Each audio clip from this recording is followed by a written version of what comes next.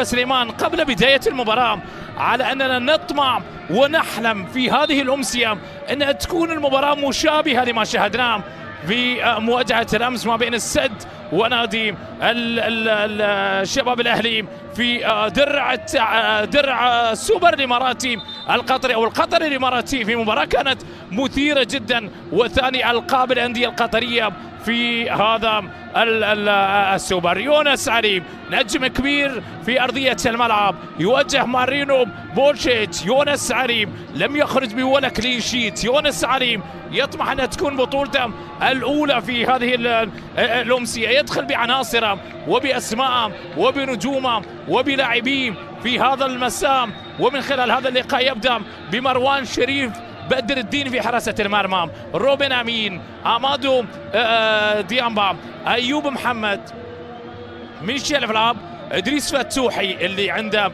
صولات وجولات في ملعبنا. إدريس فتوحي يبدأ هذه المباراة ويدفع بالمدرب أيضا كأساسي في هذا اللقاء، بجانب جاسم محمد وحمد أيضا منصور راجع في الخط الأمامي، إيريك ويوليان محمد بن زايد. فقير من كرة ثابتة، نبيل وضربة حرة، نبيل تقدم لها، يا عيني يا نبيل، حلوة الكرة الماضية من نبيل فقير. إدريس يغير الاتجاه، لعب الكرة إلى يوليان دراكسلر بالمهارة، السلم ويحاول يمر، دراكسلر نقلة عرضية خطيرة على الطاير، لكن الكرة بتضيع، أخطر الكرة دي أوليفيرا. برونو يحاول فيها، برونو يبحث عن زميل، نقلة عرضية ممتازة، المحاولة للأمام عادت إلى كوليبالي سددها، لكن الكرة بتعلو العارضة يا كولي. فرصة روشا يستلم كرته،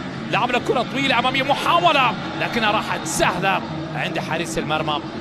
نقل الكرة إلى نبيل فقير راوغ، فقير مر فيها، تقدم، لعب له كرة ممتازة إلى بانزا، لكن حارس المرمى تعملق فيها مروان شالها يا بانزا من نبيل فقير إلى بانزا سددها، لكن حارس المرمى اللي تصدى لها سبورغ وباريس سان جيرمان وبنفيكا. وهذه مباراة رقم 40، وإدريس فتوحي والكرة الثابتة الآن، إدريس تقدم لها، إدريس سددها، لكن حارس المرمى عيني أدوار أخرى يقوم بها دراكسلر، لعب له كرة في الجهة اليمنى، محاولة وانطلاقة للأمام، لكن أيضا خليفة يخلص الكرة، عادت مرة أخرى إلى إدريس، سددها قوية، مرة تعدت من فتوحي إلى ضرب ملعوب الآن، محاولة من نبيل فقير يبعد عن زميل، نبيل مضغوط عليه، نقلة عرضية عالية لمحمد ربيع، عرضية لخليفة الحمادي، ياس كريمي. واضحة تعليمات المدرب مارينو بورشيتش ان محمد ربيع مسموح له يتقدم بين الأربعة، منقولة عرضية عالية بالراس، لكن حارس المرمى مروان امسكها وحرمها بانسلر اللي يعود بالكرة النني إلى كوليبالي، ثم اللمسة الأمامية لم تكن جيدة. بركلات الحظ الترجيحية في ثاني مباراة تصل إلى ركلات الحظ الترجيحية، الكرة ملعوبة الآن في الجهة اليسرى، محاولة لمصلحة النادي الأهلي، العميد اللي يبحث عن ضربة أولى وتسديدة، لكنها تعلو العارضة بقليل، دخل في الأجواء بشكل واضح. كرة موجودة الآن، دراكسلر، لكن روشا تعود إلى فلاب، سدادها قوية وخطيرة وعدت إلى ركلة كرة ثابتة الآن، ركلة ركنية، إدريس فتوحي نقلة عرضية عالية خطيرة، المحاولة مرت الهولندي ولا المغربي في آخر الكرات، فلاب سدادها، لكن حارس مرمى عملاق علي قصيف، الأمين شالها وخلصها إلى رمية تماس. هذه الكرة من علي قصيف، يا عيني يا علي يا عملاق يا علي قصيف شال الكرة الأخيرة بتصدي وبردة فعل، برياكشن للأمام، لمسة وتمريرة وتغيير الاتجاه للاعب محمد ربيع إلى وليان روشا غير الاتجاه، ممتازة التمريرة، نزلها الكرة والمحاولة، تسديدة، راحت، نعم سكنت الشباك. فينيسيوس ميلو، فينيسيوس ميلو يكسر هذا التعادل، يكسر التعادل السلبي في كأس التحدي. الجزراوي ناوي، الجزراوي ناوي يسجل أول الأهداف مع بداية شوط المباراة الثاني، يكسر هذا التعادل والجزراوي يتقدم الآن. فينيسيوس ميلو يفعلها مع بداية شوط المباراة الثاني. الجزيرة يهز الشباك بتمريرة كانت طويلة، برونو دي أوليفيرا نزلها، فينيسيوس قال لا خلها، اترك الموضوع عندي. هكذا تكتب المتعة حين تتكلم الكرة، حين يتحرك الجزراوي، حين يعرف الطريق فينيسيوس ميلو، وحين يبتسم فخر بوظبي. فخر بوظبي يضرب بأول الأهداف بتسديدة قوية راحت سكنت في الشباك الأهلاوية، والعميد يتأخر. كرة بتعود الآن إلى دراكسلر، دراكسلر يبحث عن زميل، يلعب له كرة لميشيل فلاب، افلاب افلاب افلاب، مر تقدم افلاب، سددها قوية افلاب على العرض بطانزا، تركها لبرونو دي أوليفيرا، وبرونو إلى نبيل فقير، نبيل غير الاتجاه، لعب له كرة إلى ميلو، تسديدة قوية لكن حارس المرمى أخرى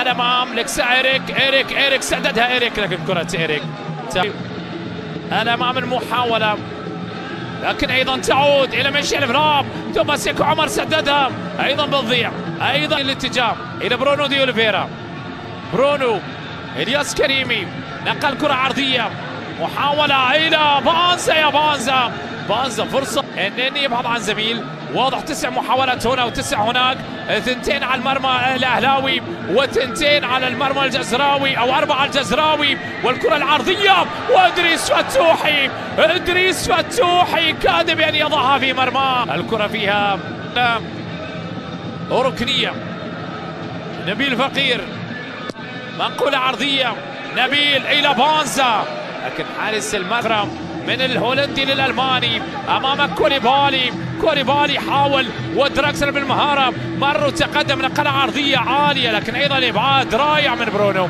المحاولة مباشرة، منقولة عرضية أرضية، نبيل فقير سددها، لكن الكرة ما كانت جيدة، تعود مرة أخرى لبرونو دي أوليفيرا، خطيرة، لا ضاعت يا إبراهيم، ضاعت محاولة لإدريس فتوحي، إدريس سددها من مسافة بعيدة، لكن الكرة بتضيع، والمحاولة بتعود، والعرضية الخطيرة، والتعادل ياتي، التعادل ياتي، العميد لا يرمي المنديل، الأهلاوي يعود في اللحظات الأخيرة، دراكسلر نجمهم يسجل في هذه اللحظات، ويعود بالأهلي إلى اللقاء، صارت 1-1.